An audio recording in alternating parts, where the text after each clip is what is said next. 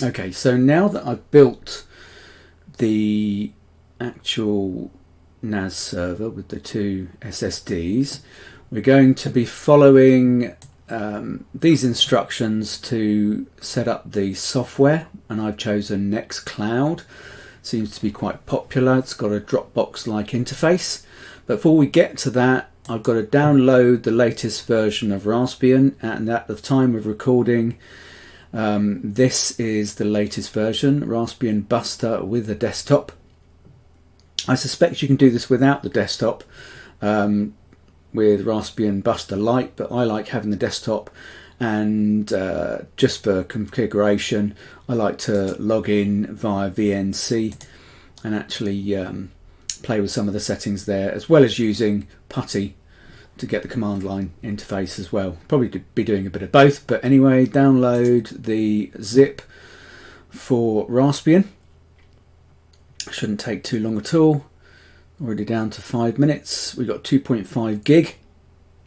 Once I have got that downloaded, I will be using the Balena Etcher tool to write this image to an SD card that I've actually got already plugged into my laptop, which is, you can see Buster downloading here. This is Balena Etcher, very simple tool for writing ISOs to disks. I've got an SD card here, and it is 32 gig. I understand that the Nextcloud uses the system disk to temporarily place the files to, what's the word I'm looking for? Can't remember. Anyway, but yeah, so it might be configurable. Needs to look into that. But anyway, I probably would have preferred a larger SD card, but this is more than enough for Raspbian.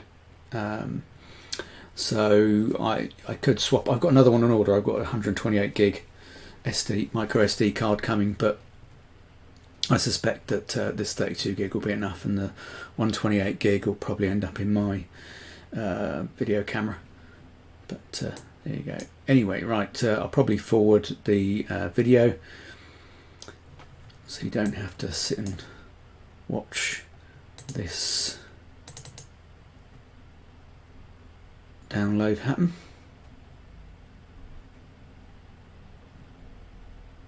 Didn't actually mean to open that.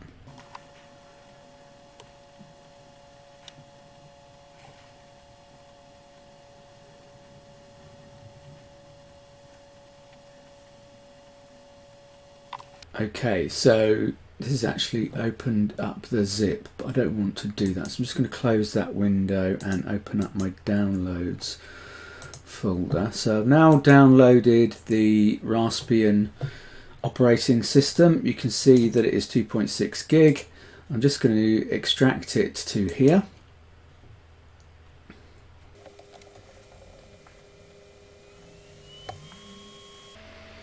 Extracting 2.6 gig to my hard drive whilst I'm also recording video directly to it with OBS, so it might be a little bit slow. There we go. Right, let me go back to Balena Etcher. In fact, I'm just going to format this as well. exFAT, I think. Quick format. Yes, I know that's going to happen. Format complete. Don't think I need. I'm not sure whether I do actually, but can't hurt. So select the image. Got my Raspbian image there in downloads. Select my target. I noticed there actually that it said it was 6 gigs worth of space that it's going to take up. There it is, PCIe SDHC card, 31 gigabytes, not my 500 gig hard drive that I got plugged in as well. and then flash. So it's starting. Oh yes, to control that.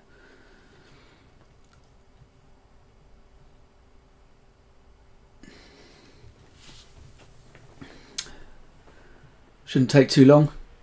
Again, I might speed the video forward so you don't have to watch the whole thing, but you can see here that we've got 6% so far.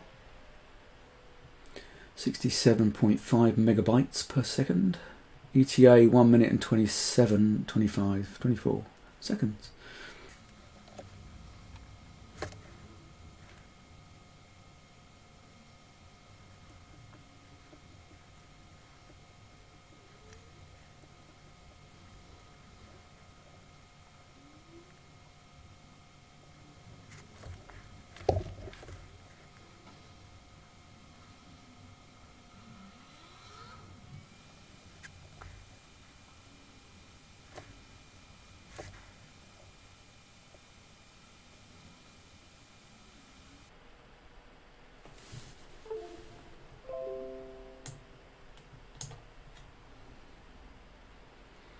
Okay, so Berliner Etcher has finished writing the image to my micro SD card. Now Windows doesn't recognize the card, so it says, do you want to format it before using it? Actually, no, I don't, because there's a Linux operating system on there at the moment, and that's exactly what I want. So if you see that message, cancel it. Okay, good.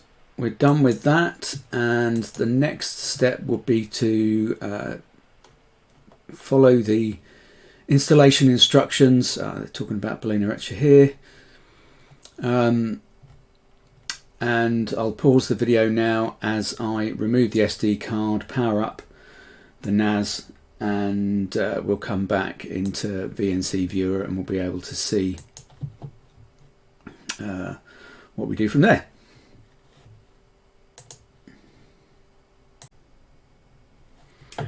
Okay, so that was a longer pause for me, probably not for you, because I'll just tag it on the end of the previous video.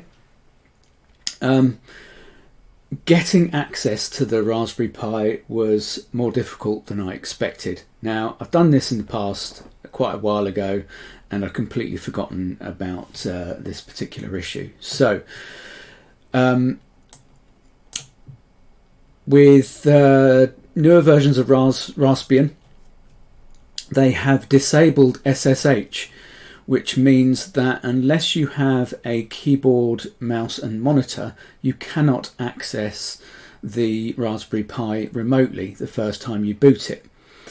But luckily there is an easy workaround once I remembered it. You know, lots of Google searches come up with some very different results, talking about having to share your Wi-Fi connection on your laptop and plug in the Pi directly in via Ethernet and all that kind of stuff. It's really quite messy. So the solution simply is to remove the SD card from your Raspberry Pi. So shut everything down, remove the SD card, plug it back into your laptop where you saw that I just wrote it with Berliner Etcher. When you open up the File Explorer, you should see a boot partition.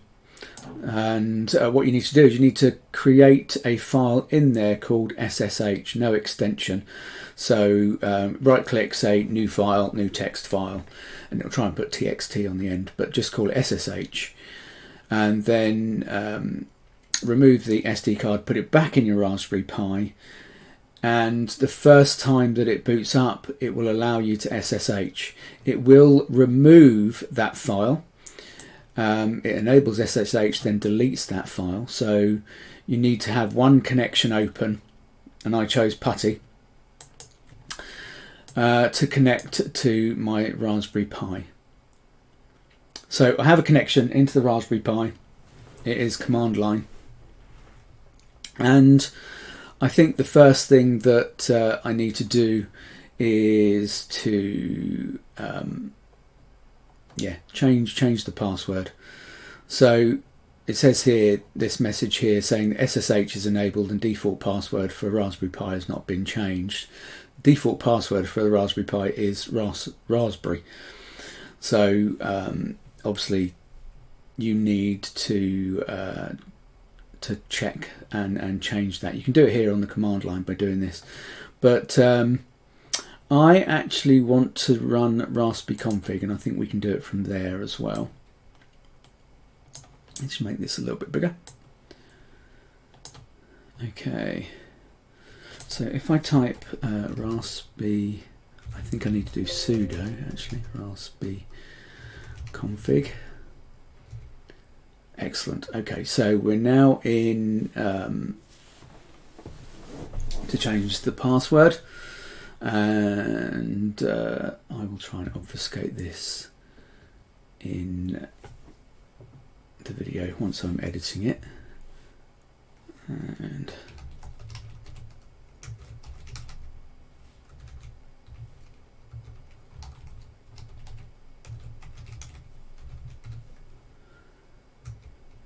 okay, so I didn't need to obfuscate anything because it took me back to the command line anyway, and then back into Raspberry config.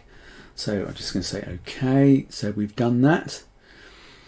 I've now got a password set, and I'm going to make sure that SSH is enabled because I like being able to access via SSH, even though it's a potential security risk, and especially as I'm going to be enabling access across the internet to this NAS, only for specific people with specific URLs, but obviously if it's open, I'm sure somebody will find a way to try and hack it. Anyway, okay, so you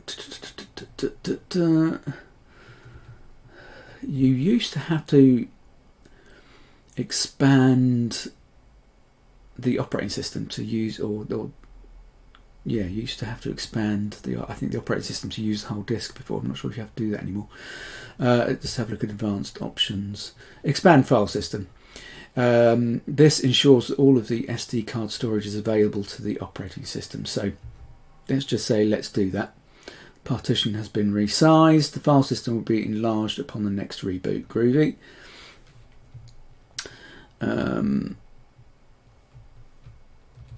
And advanced options, overscan, memory split, audio, resolution, pixel doubling, GL driver, compositor, video output. No, don't need any of those.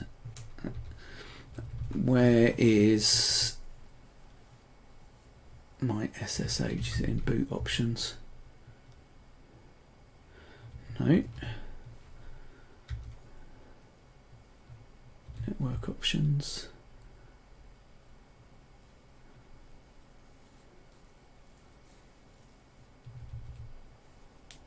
Mine's going to be wired, so I don't need to enter the Wi-Fi.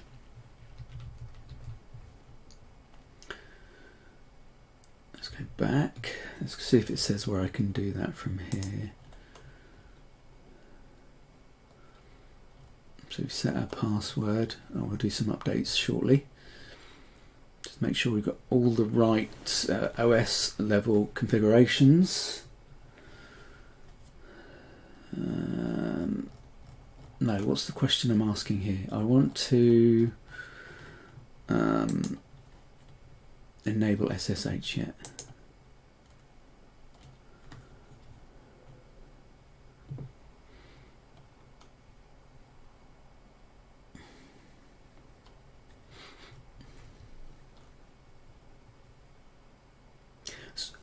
Switching SSH off or on has always required the use of Raspberry config on the Raspberry SSH. You need a screen board and keyboard connected to the Pi itself, which is not the case in headless applications, which is what we're talking about. So Raspberry Pi configuration.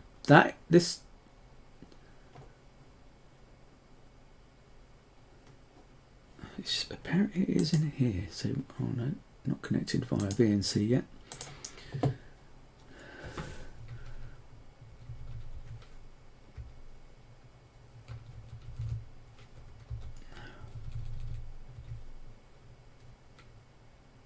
Interfacing options, SSH, there it is. Okay, so enable, oh, I'm going to enable VNC as well. Would you like SSH server to be enabled? Yes, I would. Okay, SSH server is enabled. Back into interfacing options and switch on VNC as well. Yes, VNC is enabled. Let's just do an update to the tool itself.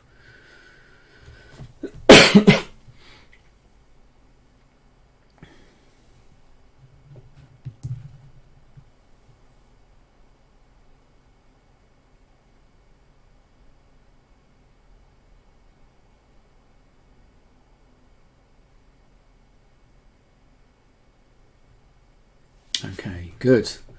I think we are done with the Raspberry config, and now we need to run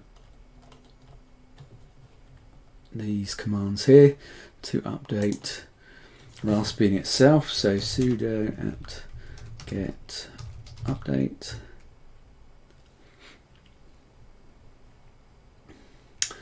Sudo apt-get dist.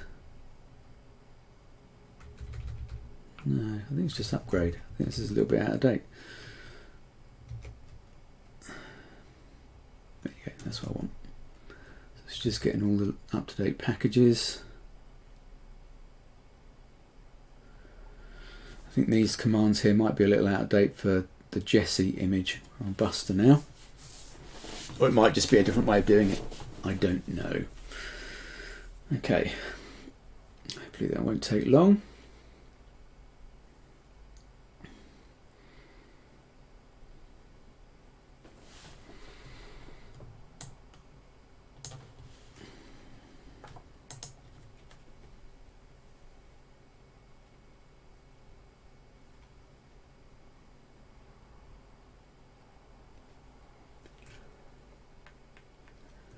Then we'll do a reboot, and then we'll move across to the actual instructions to set up the NAS software. Which means that we have to install Apache, we have to install PHP, and a few other things as well. But we'll go through all of those step by step.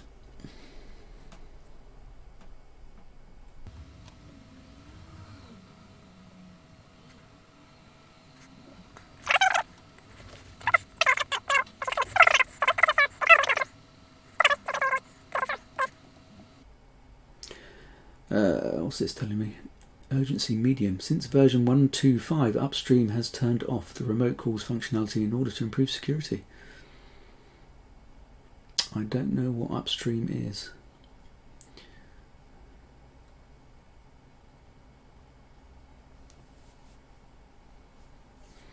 I have to remember that one. Oh, I did take a screenshot of the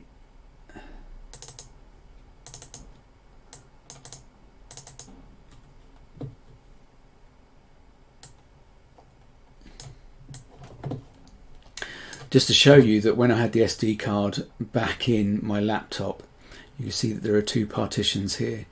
One was boot E and the other one was the SDHC. Now every time you try and access this one, it would say it needs to be reformatted. I don't know what this is, but the other partition, the boot E part of the same SD card, you can actually access, and this is the SSH file that I created in that folder. Notice again, no file extension. Right, we're done there. Oh no, it's doing some more stuff now. It's actually updating the package.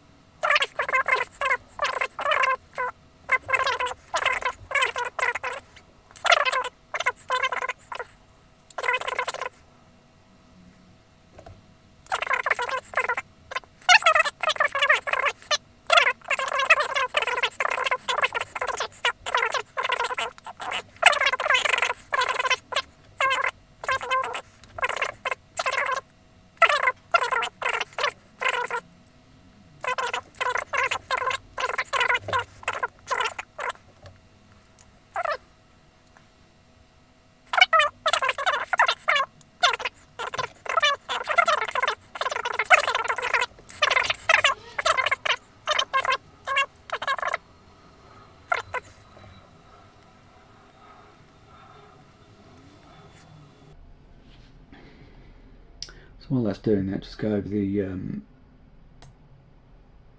points that we've already talked about. So we downloaded Raspbian. We used the Balena Etcher tool to write the ISO, the image, to a micro SD card. I've got my list of components here as well. So I've got the Raspberry Pi 4 Model B.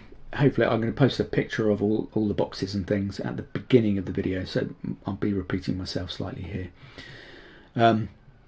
Two Samsung 860 Evo 1TB SSDs, and two Geekworm X828 SATA SSD shields.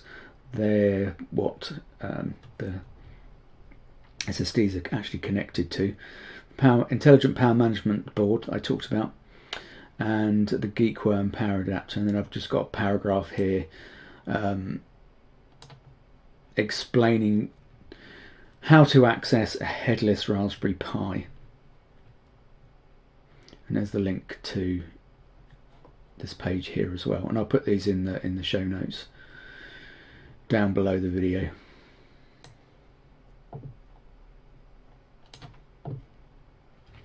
Yeah, looks like I definitely have to speed this up. I think that actually might have hung.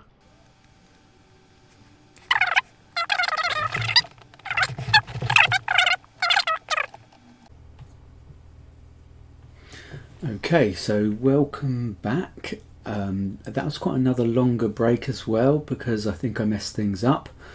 I didn't do the command apt-get dist dash upgrade. I just did upgrade.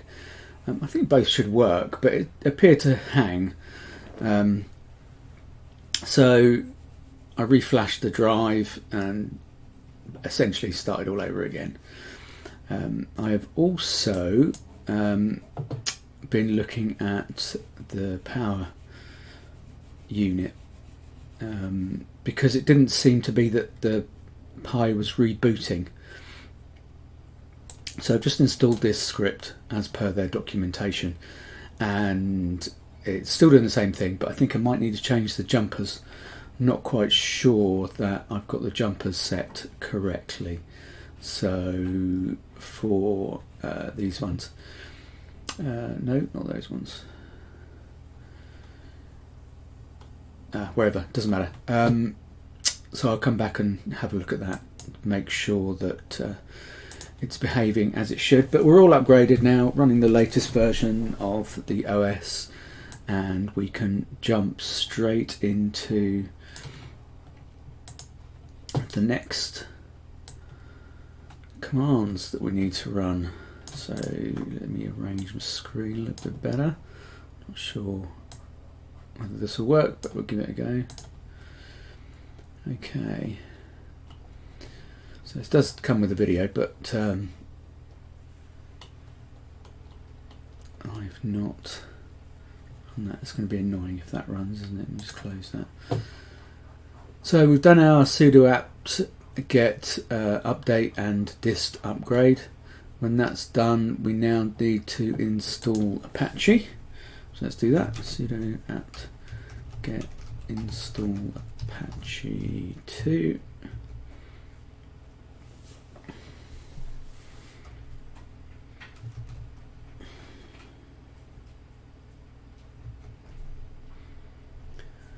Okay, just say yes to that.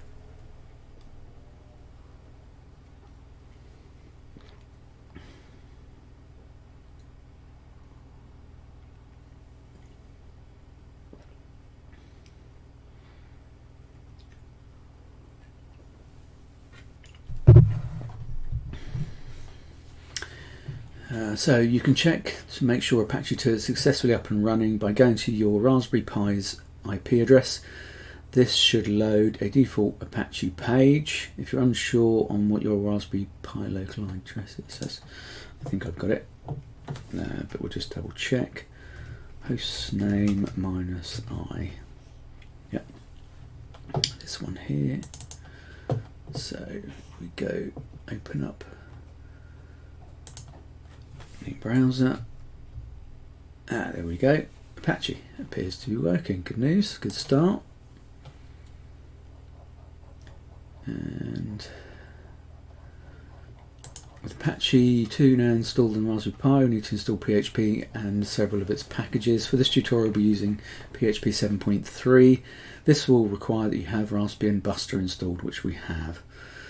So let's, I'm not going to type all that in. Copy, paste. Yes.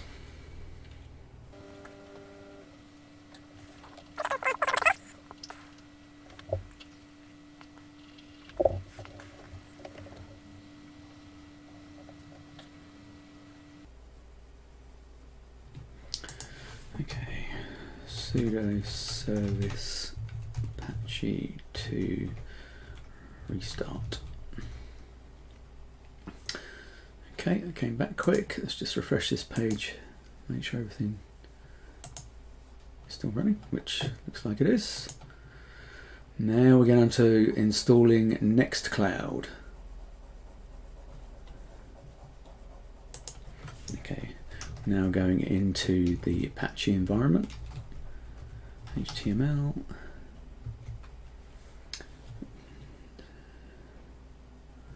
I wonder if that is actually the latest release. I hope so. Let's just go with it.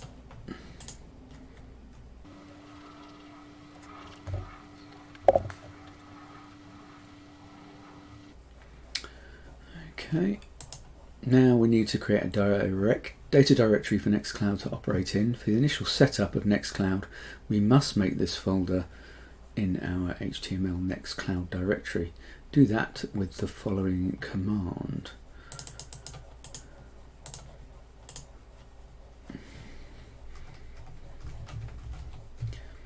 And there is Nextcloud, which is good. Now let's give the correct user and group control over the entire Nextcloud folder and everything else inside it by running the following command. So everything's going to be owned by www-data. Recursively. Finally, we need to give it the right permissions. Again, run the following command.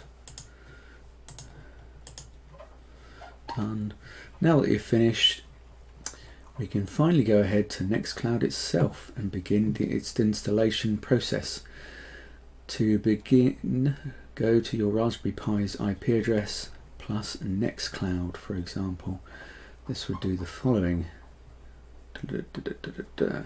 Okay, so just move the screens around a little bit. Let's separate this out.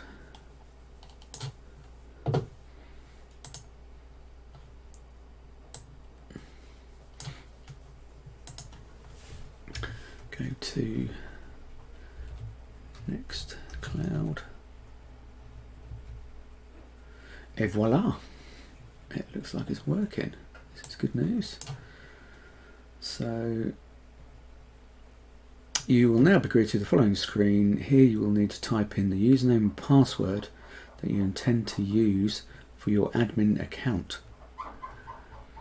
If you plan on allowing your Nextcloud file service to be accessible from outside your network, make sure that you use a long and secure password. Okay, I'll have to obfuscate this in the video editing.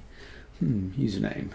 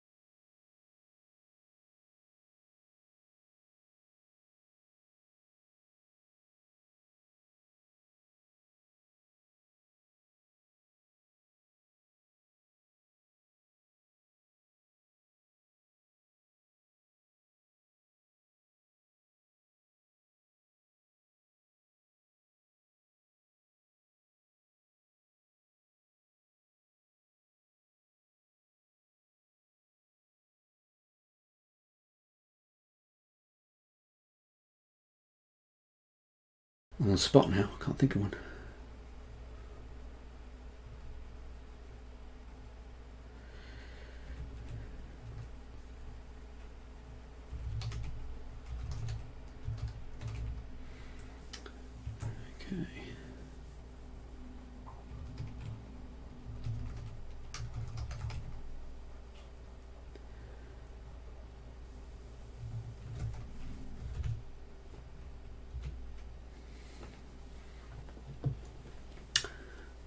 Okay.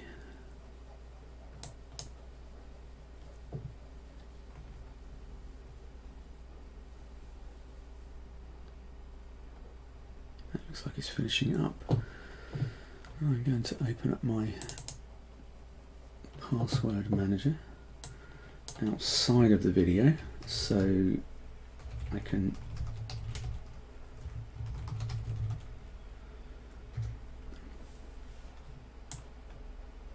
put in my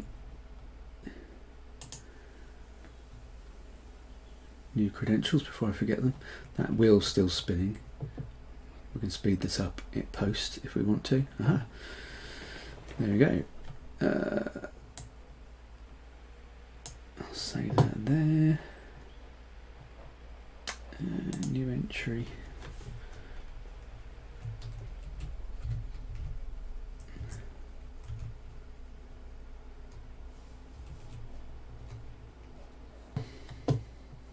Okay. Okay. Finish setup. After this, you'll now be greeted with the following welcome screen. This lays out the various programs you can use to connect with your Nextcloud installation. Just press the X button in the top right hand corner to continue. Let's have a look at see what else is here.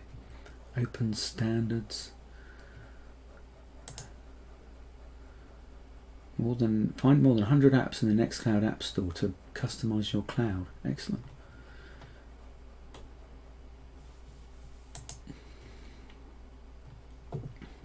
This is what I was interested in. So you've got a desktop app that can help you sync files. Fantastic.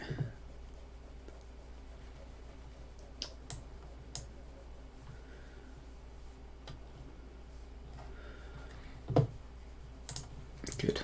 Okay. Now you can finally see the interface of the Raspberry Pi and Nextcloud. You should take some time to familiarise yourself with the functionality. Won't go into depth now. We have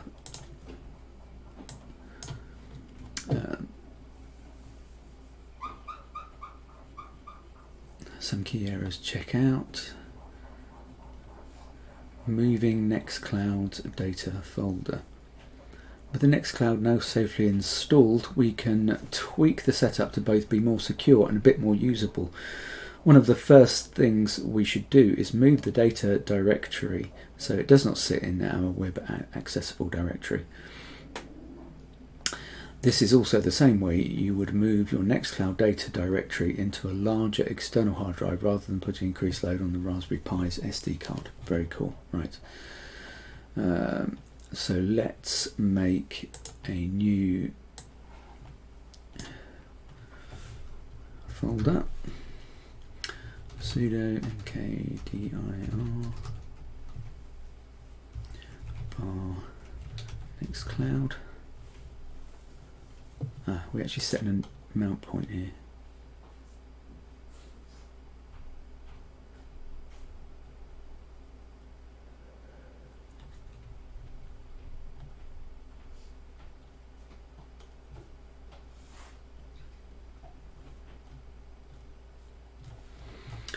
I need to come back and look at this. So if I just have a look at my hard drives, fdisk -L to list, sudo clear, sudo fdisk -L.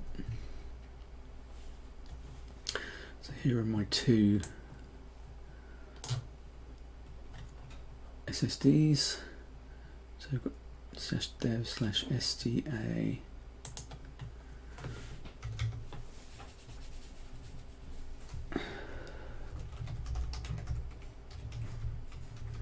sure this is the right way to do it, because that is root disk. I think I need to figure out how to mount that. Okay, I can remind myself how to utilize the disks are mounted, but they don't have any file structure, so let me just see how I do this. How to create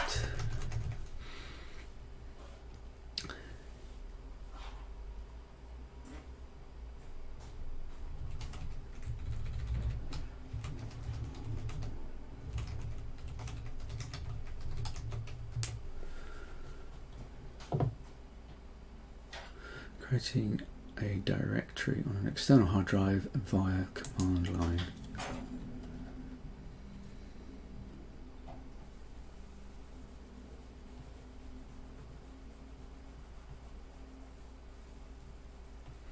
No, so that's fine. So it is mounted. Then you make the directory cd mount SDA to mount, cd into mount. No, hold on. Putty. Okay. cd dev SDA.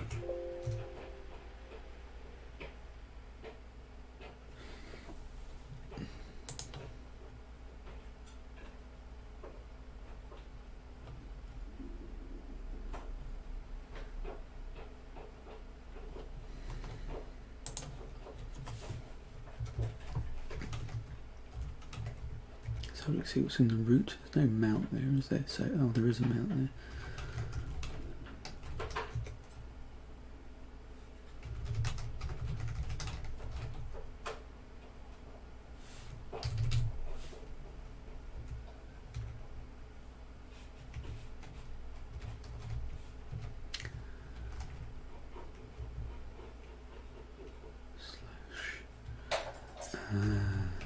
Nextcloud. Oh, sudo. Okay, so I can cd into there now, I think. Yeah. But I want to back out again because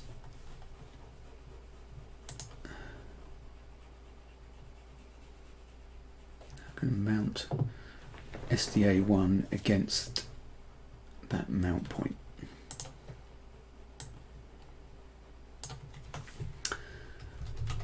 Sudo mount /dev/SDA mount Nextcloud.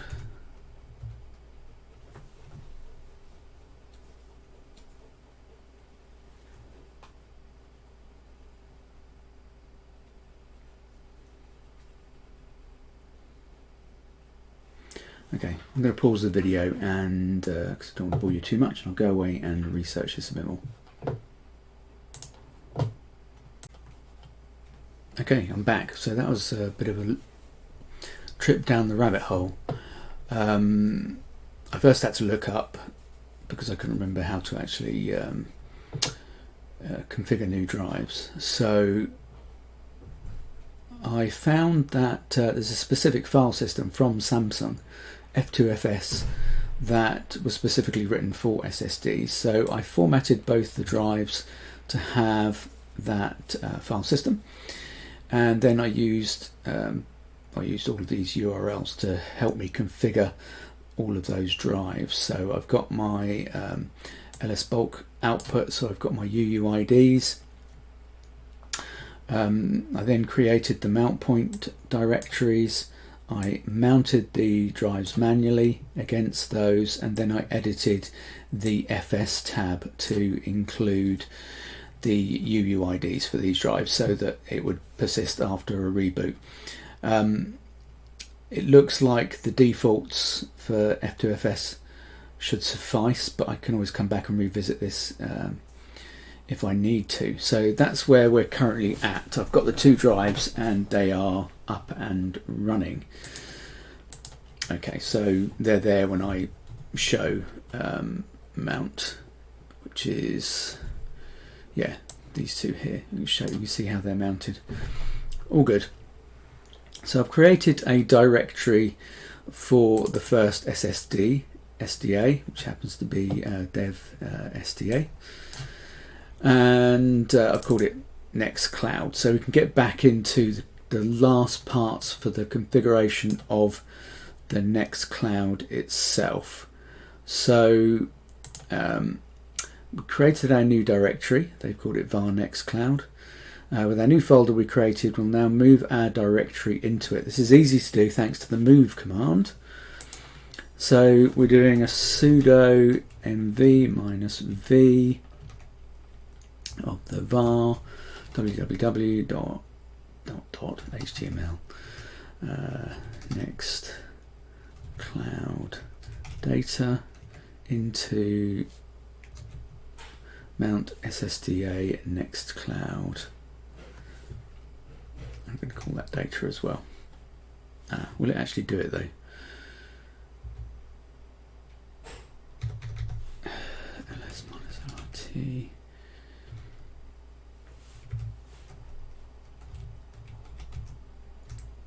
And we've got data.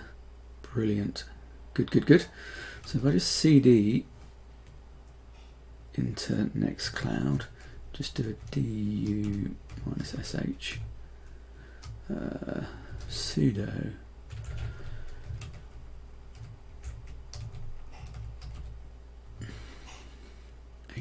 meg dsh star. So that's all the disk space that's used, 18 meg so far. Fine, I think that's okay. -h.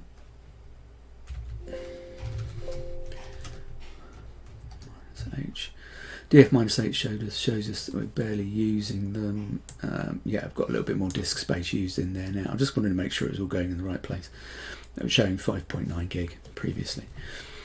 Okay, so we've done the move, and now with the files moved, we need to actually have a look at some configuration files. var www.html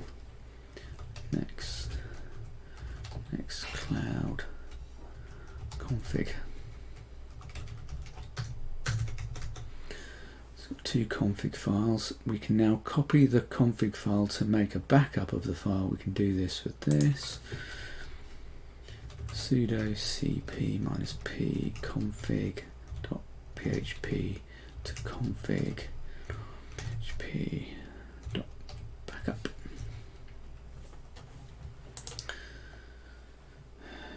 And now going to go into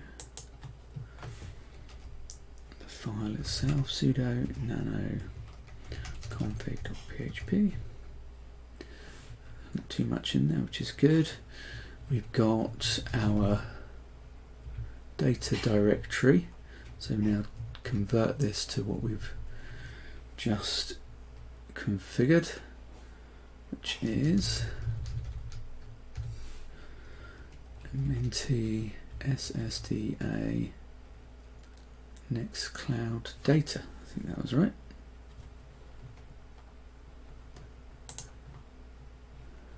I didn't make a note of it, did I?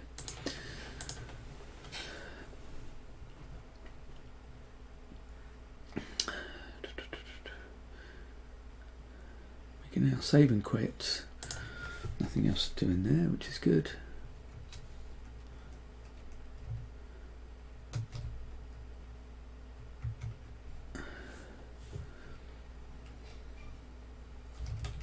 Just want to cat that file, make sure I've actually got that path name.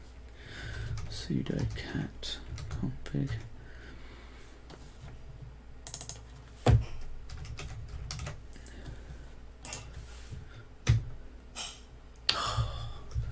Sudo. Okay, good. Yeah, that works. Okay. We should now be able to refresh your web browser and all your files should be showing exactly where they were previously. Doesn't look any different, so that's all good. Increasing Nextcloud's max upload size. By default, PHP has a very low upload limit, it's only 2 megabytes. To change this, we need to modify the PHP ini. Okay. Sudo nano etc PHP 7.3 Apache 2 PHP.ini. And we are looking for, so we opened it in Vi because I can never remember how to search in Nano.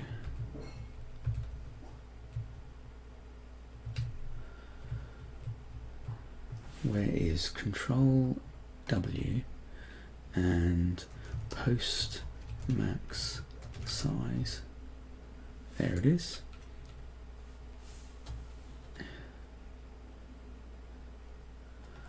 And we're going to put it to a gig. 0.24 megabytes. And we now need to do a Control W again and look up upload max file size. Upload max file size is 2 megabytes. So we want 1024 megabytes.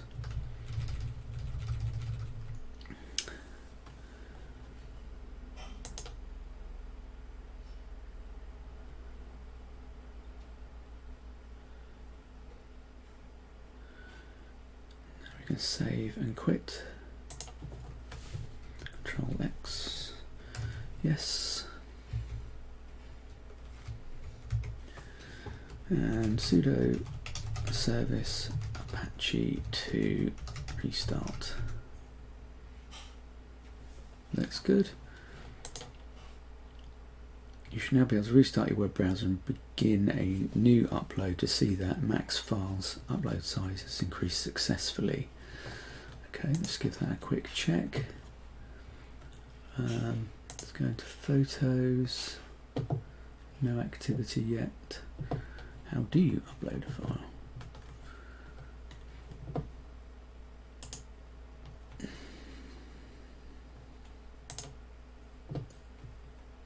we go. Plus upload file. Let's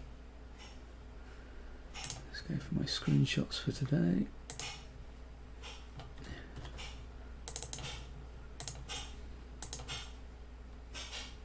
Done. That looks good.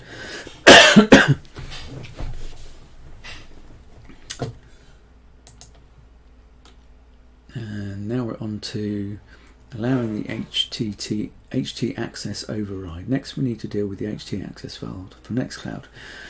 Since we installed it into the default Apache directory, we need to change some settings in Apache to allow HT access to override settings. So back into Nano.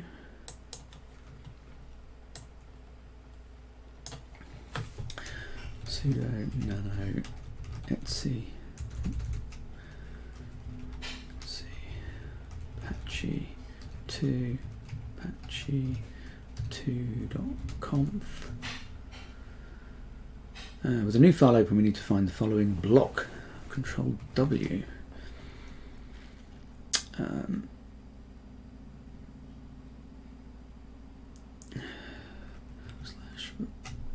/var www.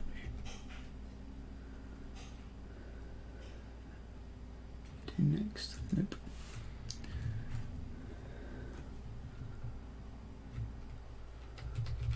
Oh, there it is anyway. Okay. So this is the block that we're looking at. Follow symlinks, require all granted, and we're changing this to override all. Sounds kind of drastic. If we do Control X, yes, yes. Now we need to restart Apache again. You can check whether the changes have successfully worked by going into the settings page on Nextcloud. Any warning about htaccess file not working correctly should now be gone. I guess we should have checked that before.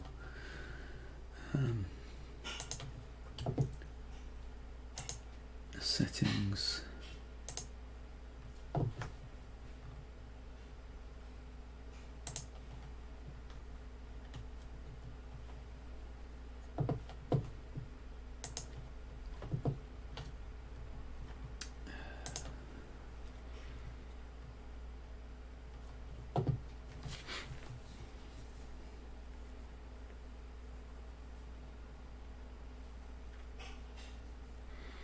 Okay, now we're going to set up SSL.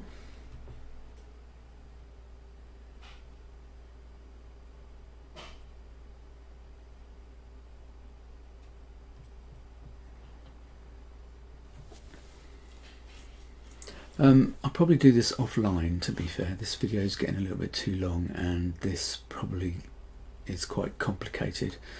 But if you've got this far, well done. And see you on the flip side.